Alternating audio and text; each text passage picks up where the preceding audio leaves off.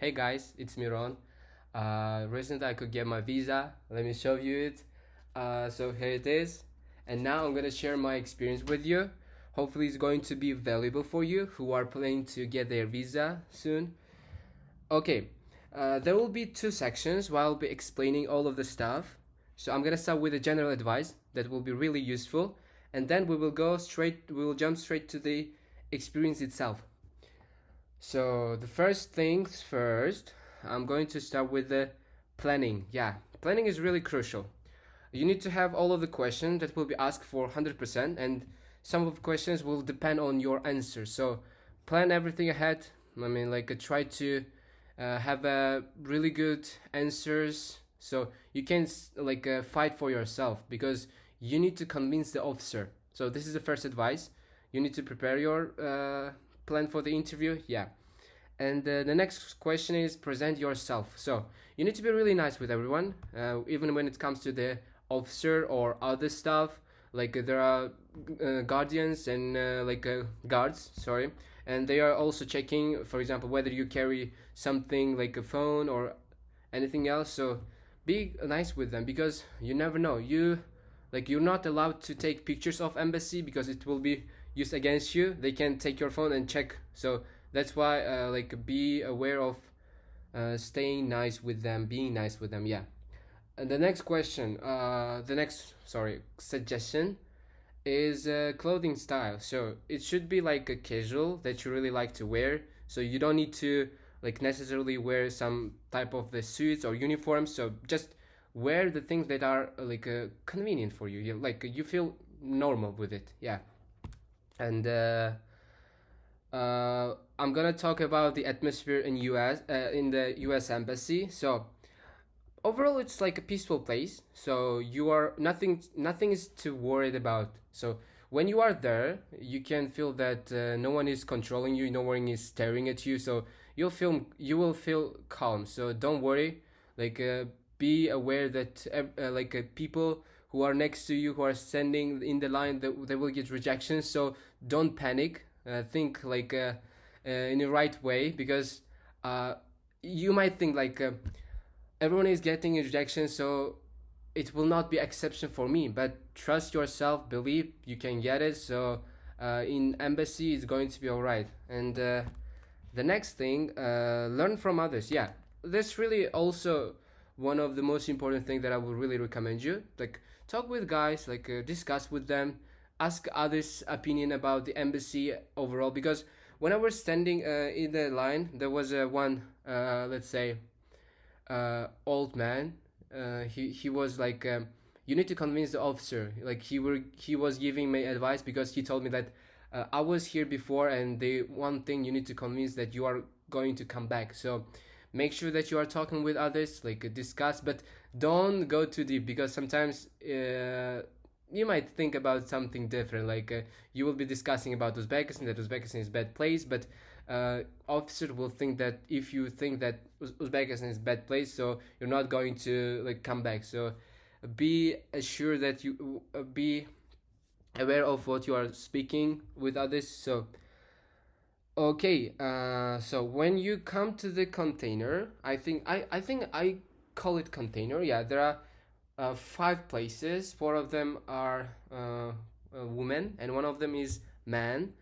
And so speak loud because I've seen many people they are speaking really, too low, and the officer can't hear you, and the officer might think that you are not confident as well. So speak loud, but don't scream. Yeah, it's really crucial also for you. And yeah, convince that you are a real student. Yeah, you need to be aware of your college or university that you are genuinely going to study, not to work, not to drop out your school. So be nice and convince that you are a real student, and generate ideas till you are satisfied. Yeah, that's really crucial also because ideas can be thousands, right? But you need to pick three of them while speaking, three or four, it depends to you. And remember, everyone's case is unique. So even if I will give you my experience, it might be not working for you, because like your situation might be different when it compares to mine. So keep in mind. So mock interviews. So it's also really crucial for everyone. And what else? Visualization. Visualization. So yeah, it's a real important thing, I would say, because like every day try to speak with yourself. I know it might be somehow weird, but try to speak with yourself. And even when you are during the interview, try to like smile even though you're not feeling good. So it will really help to raise your mood. Yeah. And be proactive about your future, because this interview is going to it's going to be your future. I mean, you need to be aware of, you need to feel that you are going to US and know everything that you are doing. Yeah. And the last thing is believe in your dreams. Yeah. I think I don't need to like explain it. So let's move on to the second section two. So basically questions are different type of questions you will be asked. And the first question that I got in my interview was, what is the purpose of your trip? So I was like, I'm going to study my major. It's economics in Wabash College in male-based university. So the next question was, her question was, why this university? Why male university? I was like, I didn't specifically choose this university because it was male university, uh, but I said like, do you want me?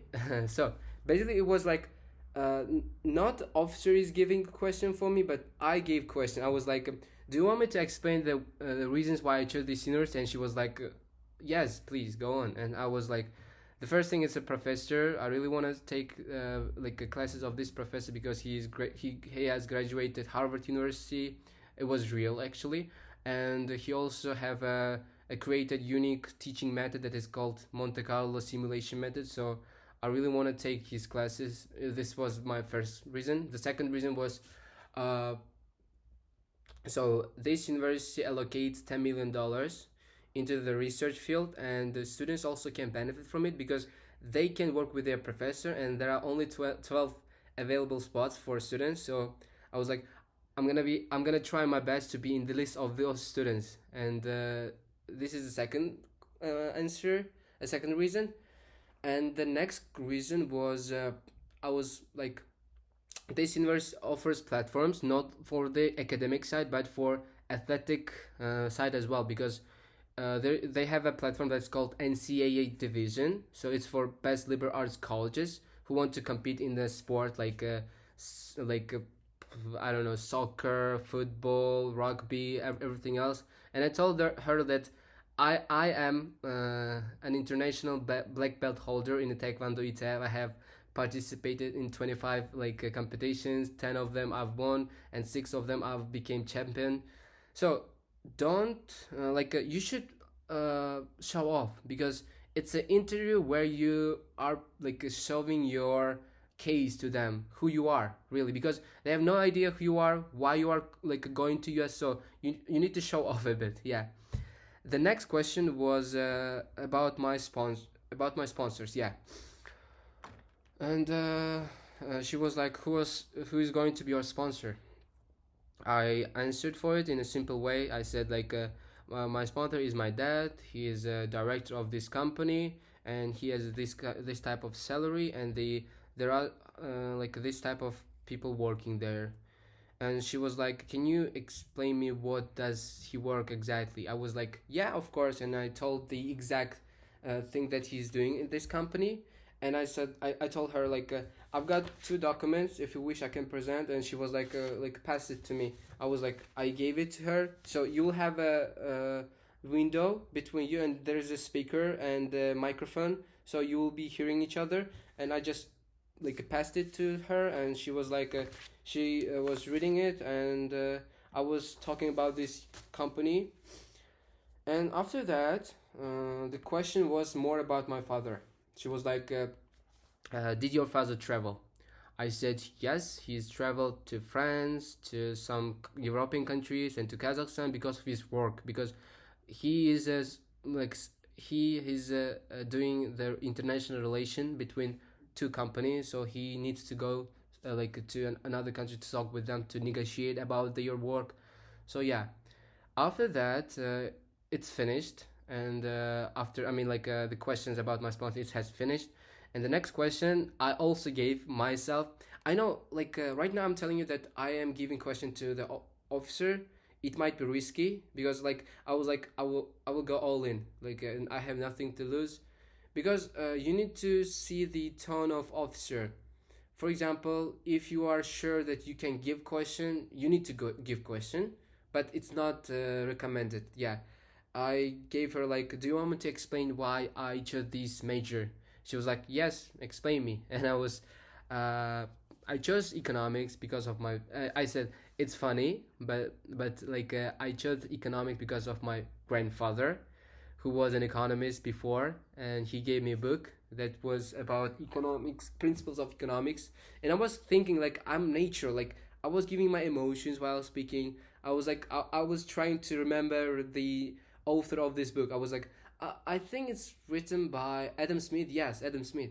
So yeah, my grandfather explained the rule about the candy stuff when I was a child. So yeah, it's like it opened me different world, and I was like really interested. I'm passionate about economics, so I'm going to study economics. And the next question was, I think, oh my god, let me see. So next question.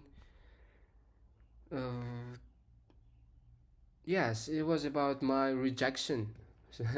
So my case is a bit complicated because in 2021 I got rejected once, and it was my second time. She was like, in 2021 you got rejected, right? I was like, yes, I've been here before.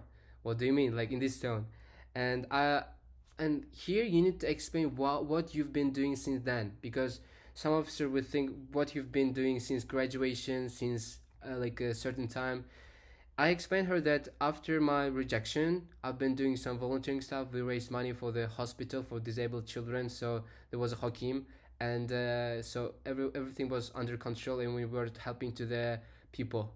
She was like, okay, okay, and there is a 10 seconds of silence when the officer will not like looking at you, like she was like just typing something you don't really know about. Maybe she's typing she's typing like your answers. So if you're rejected next time, it will be used against you, so be aware of it. She was typing, and I was like, after the fifth second, I was like, officer, do you want me to explain what I've been doing since my graduation, and what is my plan after graduation from this school? She was like, it's not necessary, and I was like, okay. At this time, she was like typing for 20 seconds, and I was staring at her like this.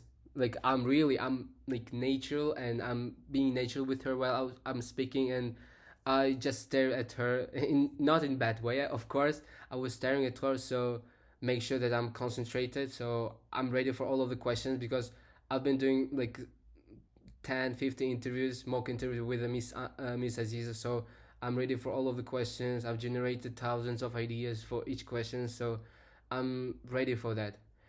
And also after that, she was like sitting it. She was like, she had two of my documents as sponsor documents. She was reading all of them, looking at me, reading all of them, looking at me again, and she was like, okay, finally, I'm going to approve your visa, so please come on Friday at 3 o'clock. Yeah. I was like, I didn't even hear what she was talking about. And I was like, sorry. She said, come on Friday. Come on Friday. Uh, I was like, she had my passport. So in passport, they need to give you a visa, right? If you approve, they will get your passport, and they will hold it because they need to put visa on it, right? And I was like, can you give my passport back? She was like, how? I need to put visa. So I was like, oh, sorry. And when I just stepped one, I made a one step, and then I was really shocked, and it was really nice. And now I'm really excited to share this experience with you. Hopefully you're going to get your visa soon. And remember that everyone can get their visa if they're confident enough, and if they are showing enough reasons that you are coming back. Because from the first question, when I gave it, I mean, I was like, in the question, why this university? It was, I'm going to get this experience and use it in Uzbekistan because it's something unique. So you shouldn't say that Uzbekistan bad place, but you should say that we don't have this type of experience, this type of method. So if you go there, you can bring it and you can use it here, like to develop our education, right? Education or other spheres. So yeah, it would be really both useful and educational to your country. So yeah, and the last thing, uh, I think 50% of getting approval is up to your confidence. If you're confident enough, so you're getting your visa. If you are can stand for your words, you can elaborate your answers, give proper answer. But remember, keep in mind, it's not IELTS speaking section. I know all of you have taken IELTS, and it's not, you shouldn't answer for example, let's say the question is, uh, do you like geography, right? And the question, yeah, geography is really useful subject. It was invented in 1995, and everyone likes geography. So I also like geography. So it shouldn't be like this. It should be simple. Yes, I like geography because I've been interested in it since my childhood, and I'm really into geography. So that's it. That's all. So you need to give such kind of questions, short and direct questions, but not short enough. It should be in the middle, not too long and not too short. You need to find out your, let's say, middle part of the answer. So be confident. You can get your visa. Even if I could get my visa, my situation was worse than yours because I got rejected one time, and you are going to enter to your embassy for the first time. So hopefully you're getting your visa. So guys, thank you for watching. Thank you for spending your time for this experience. I hope in the future it will be useful, and hope you see I see you soon in the US. So bye bye. Thank you.